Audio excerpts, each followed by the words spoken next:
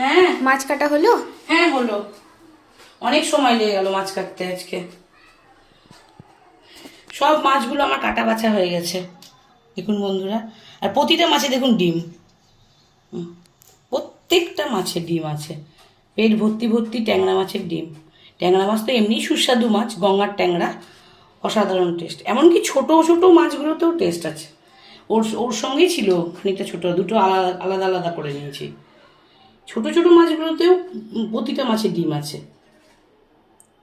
চিংড়ি মাছটাও বেছে পরিষ্কার করে নিয়েছি, একটাও খোসা নেই, ফ্রেশ করে একদম। মানে খোসা সমেত চিংড়ি মাছ খেতে ভালোও লাগে না, আমরা সব এরকম ফ্রেশ করেই পরিষ্কার করে নিই।